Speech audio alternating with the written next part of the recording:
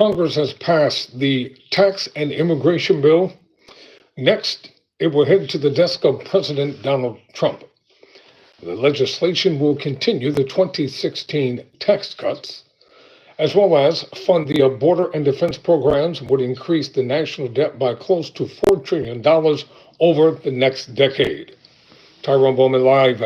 Let's get right down to it. According to the Washington Post, Republicans on Thursday notched the first major legislative victory of President Trump's second term, a mammoth tax and immigration agenda the GOP hopes will reshape the U.S. economy and unwind many of the Biden administration's accomplishments.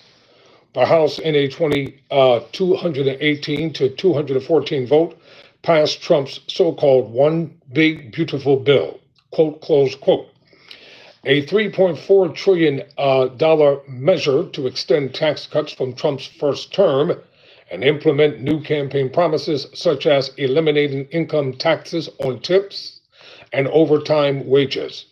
While spending hundreds of billions of dollars on immigration enforcement and defense, it raises the country's borrowing cap by $5 trillion, staving off a debt default that the Treasury was weeks away from breaching. The House's approval sends the bill to President Trump's desk to be signed into law in time to beat a self-imposed July 4 deadline. The Senate passed its edition of the legislation on Tuesday, quote, any of these individual achievements would be historic victories for a Republican Congress or any Congress. And today, we're delivering on all of them in one big, beautiful bill. That's what Americans can count on when we pass this legislation, end quote. House Speaker Mike Johnson, a Republican from Louisiana, said on the House floor. To offset the cost of the bill, the legislation cuts about $1 trillion from Medicaid, the federal health insurance program for low-income individuals and people with disabilities, and other health care programs. It reduces spending on anti-hunger programs, including SNAP, the Supplemental Nutrition Assistance Program, formerly known as food stamps, by $185 billion. Nearly 17 million people will lose health care coverage or health care subsidies over the next decade if the bill becomes law, according to the nonpartisan Congressional Budget Office, and the bill would add roughly $4 trillion to the debt over the next decade when factoring in debt service payments. The vote came after Minority Leader Hakeem Jeffries, a Democrat from New York, held the House floor for nearly 9 hours to protest the measure, setting the record for the longest remarks by a party leader in the history of the lower chamber. Quote, this bill is a deal with the devil, end quote. Representative Alexandria Ocasio-Cortez, a Democrat from New York, said earlier during the debate on the House floor, it explodes our national debt, it militarizes our entire economy, and it strips away health care and dignity of the American people, quote, end quote. Republicans hurled the legislation as a boost for the working class coalition that swept the party to victory in November's elections, giving it unified control of Congress and the White House. Quote, it is the principal vehicle for advancing President Trump's America First agenda, unleashing a rising tide of prosperity, securing our border, modernizing our national defense, and supercharging energy, agriculture, all the sectors of our economy that our government has kept in a chokehold for too long, end quote. Budget Committee Chair Jody Arrington, Republican from Texas, said during the debate, as talks dragged on, leaders left open 2 votes for over 5 hours, a sign of the Republican conference's dysfunction and also the furious backroom dealing to get Trump's agenda over the finish line by an arbitrary July 4 deadline. Lawmakers spent Wednesday into the wee hours Thursday shuttling between talks with party leaders, Trump administration lieutenants, and the president himself at the White House. But as Wednesday turned into Thursday morning, Johnson was still working to convince 10 lawmakers to vote to advance the bill. Republicans opened debate on the measure after 3 a.m. Holdouts said the prospect of forthcoming executive orders from the White House and another Republican bill helped ease some concerns. Quote, the president is the most gifted and skilled negotiator and whip. end quote, said Ways and Means Committee Chair Johnson T. Smith, Republican from Missouri, one of the lead negotiators. Trump's proposal to end taxes on tips up to $25,000 came from a Nevada restaurant server.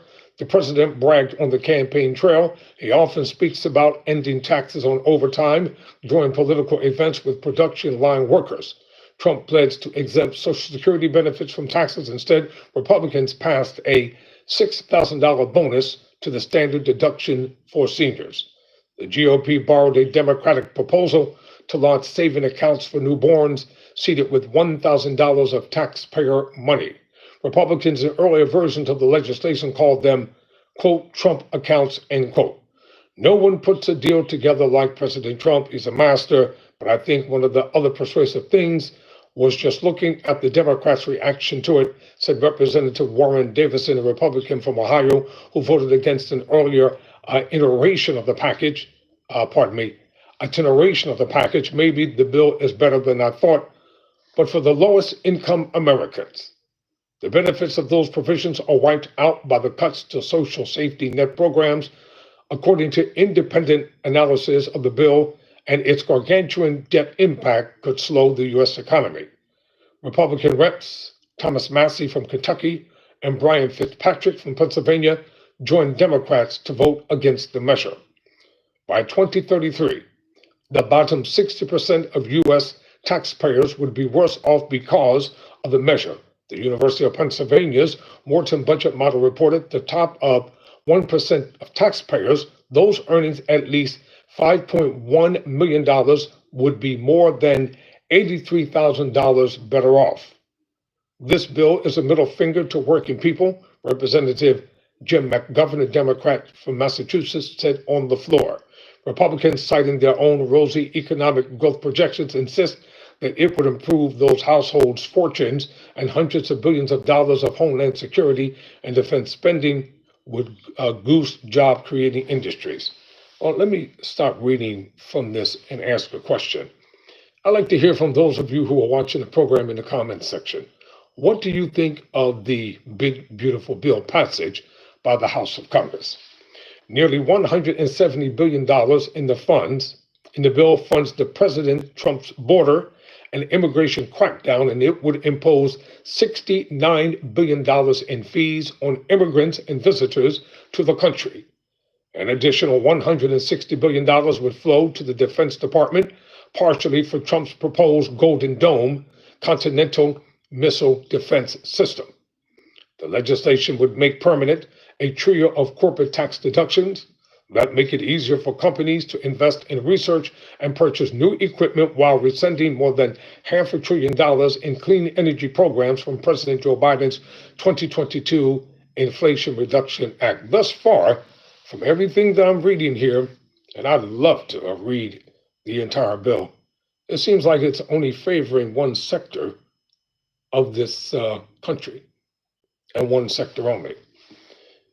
Many of the tax proposals change as the bill pins between the two chambers of Congress.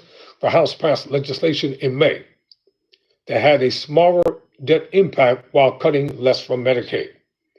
The Senate swiftly overhauled the measure, making it simultaneously more expensive and more punitive toward Medicaid. Republicans used the budget reconciliation process to bypass a Democratic filibuster in the Senate. It meant when the upper chamber sends its approved legislation back to the House, the lower chamber was unable to alter it and still beat Trump's deadline.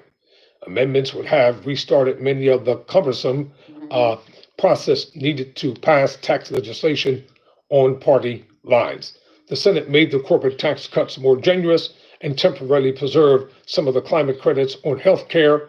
It imposed strict limits on taxes that states charge medical providers as a roundabout way of collecting more federal Medicaid dollars. That prompted concern among some lawmakers about the fate of rural hospitals, which rely heavily on Medicaid patients.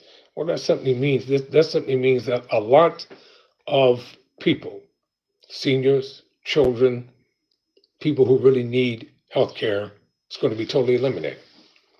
And if it's not eliminated, it will be so pathetic that it won't even be worth what it is written on paper. Now, I know there are some people out there who think that this is such a wonderful thing until it starts affecting you. Let's get back to this article. The Senate's changes managed to frustrate both ends of the House's GOP conference. From the center, moderates raged about the approach to health care spending. I'm not happy with it at all, raged Representative Greg Murphy, Republican from North Carolina, a practicing physician. That's horrible policy. And in next year's midterm elections, you're going to see a lot of angry people coming out to the polls. Whether folk want to believe it or not, that's just the way it's going to be because people are hurting and they're suffering and they're dealing with so many things that's affecting them, i.e., long food lines. I see them wherever I go. I see pantries are open almost 24 hours a day. Stores are virtually empty without having product on the shelves. Gas prices are like triple the prices they once were. Foreclosures, rent increases unjustly. Individuals are out of work and will continue to be. All right, let's get back to the article. Members of the arch-conservative House Freedom Caucus circulated a 3-page memo with a list of nearly 24 deficiencies with the legislation at a Wednesday meeting at the White House. Quote, leave it to the Senate to find a way to aggregate both the moderates and the conservatives in the Freedom Caucus, said Representative Jeff Van Drew, Republican from New Jersey, who had concerns about cuts to health care programs. That's extraordinary that they did that. That is a real art and science to be able to aggravate everyone in the House. We had a really good bill, a good work product, got everybody on board, and they just had to play it up. Well, these senators can say what they want now, but they, with the exception of 2, they all voted for it. So don't try to condemn it now when you voted for it in every conceivable possible way. So the White House meeting, though, seemed to be enough to unify Republicans, as House and Ways and Means Committee Chair put it, quote, the president is the most gifted and skilled negotiator and whip, end quote. Okay, we'll see about that as time continues to move forward. Let me go to the comments section before I end here. Say, hey, still killing it, I see. And what's up? Thank you, appreciate it. Okay, ladies and gentlemen, see you in the next video. Never surrender, never quit.